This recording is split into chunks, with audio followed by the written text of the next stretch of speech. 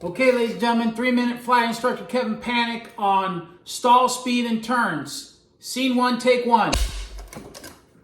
Start the timer. Okay, so I did kind of bait and switch you.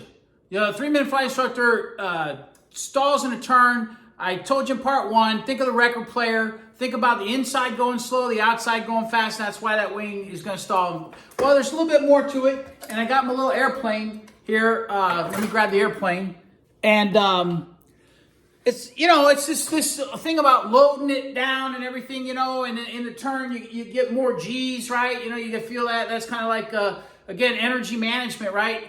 You're in the bottom of that roller coaster, right? And then you hit that bottom, you start going, you feel those G's. Well, those wheels are pressing down on that track. But in our plane, it's pressing down and loading up that wing, right? So one of the ways we kind of like to think about it in mathematics is, this whole wing is creating lift all the way across, straight up, right? But we just resolve that into just one pointer up. Just make it simple, right? So all that lift, I'm just going to go straight up. So when I turn that sucker like that, all of a sudden you look like there, I got that much lift up there, but now I go like that, the lift ain't this high. So I've already now used some of the lift I had. If you resolve it into vectors and all that, but it's fancy stuff, we don't really care that much about it. But I needed some of that lift. I needed a part to make the turn. So some of that lift is being used to go that way. So now the big arrow lift ain't that great. It's perpendicular to the wing and everything. So that's another thing. And angle of attack, right? Exceeding the critical angle attack. Absolutely. You say those words, it's beautiful. The angle attack is a relative wind and all that fancy stuff. But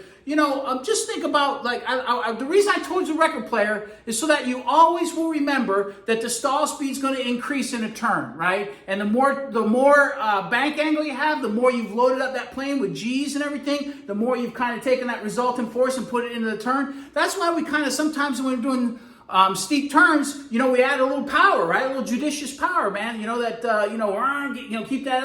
Keep some power in there.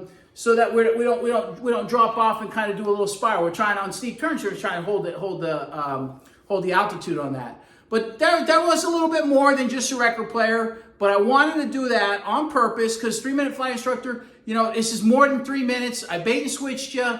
You now got 6 minutes into it. Now you know a little bit more about load factor. You know a little bit more about the resultant, breaking them down into their component vectors, and that gives you a better picture.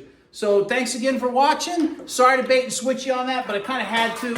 And always keep looking up. Blue skies, green grass, and high tides forever.